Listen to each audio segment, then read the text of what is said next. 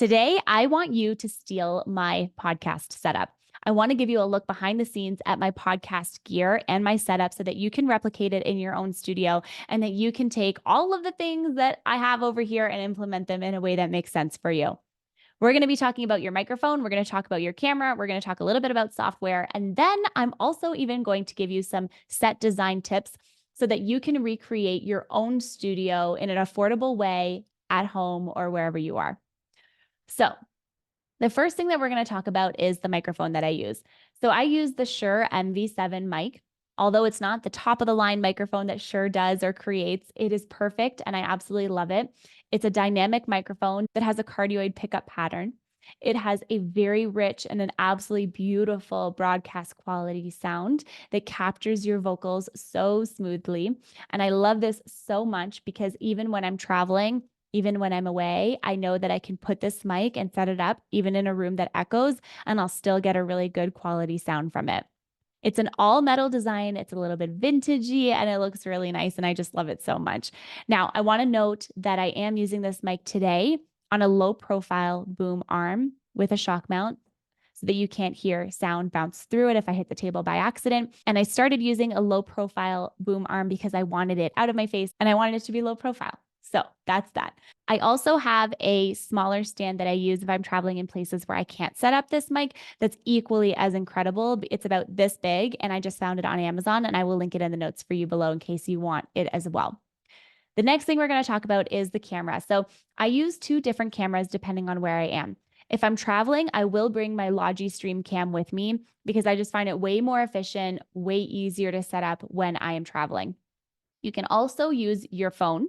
If you have an iPhone and if you have a Mac, for example, you can take your phone and you can link it up with whatever you're recording on, and you can use that as your webcam as well.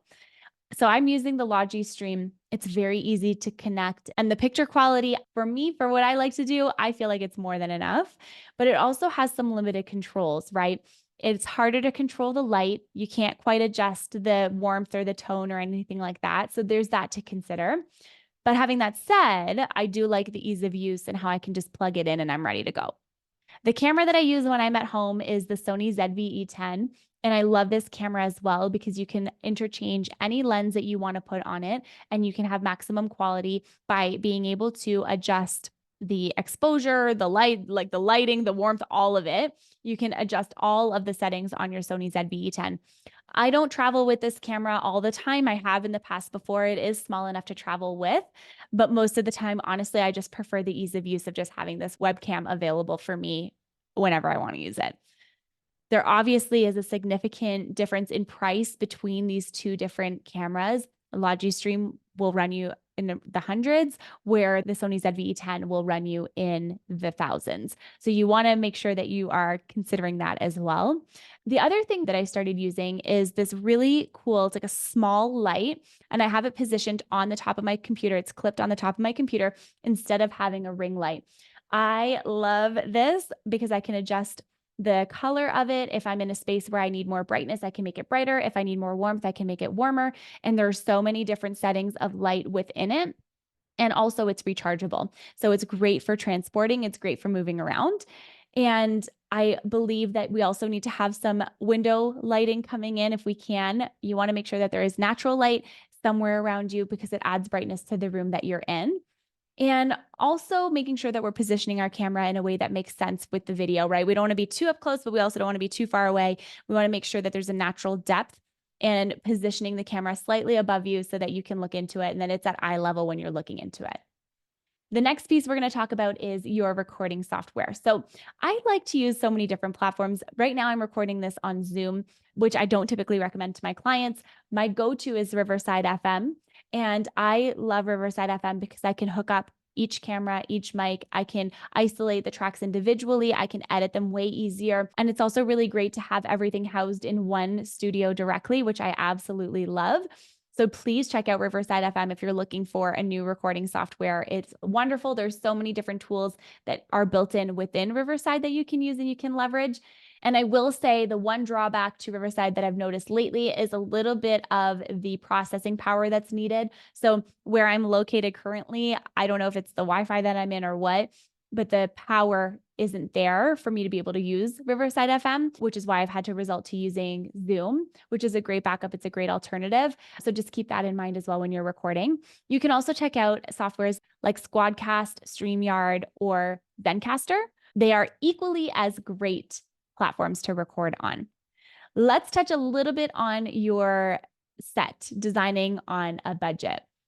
It's really important to make sure that the background that you have behind you is clear, it's clean, it doesn't have any distractions, that it's beautifully composed. If you're watching this on YouTube right now, again, I'm not in my typical set, I'm not in my typical area where I normally record, but I did still want to make sure that what is going on behind me is clean, is clear, and it's not distracting from the video at hand.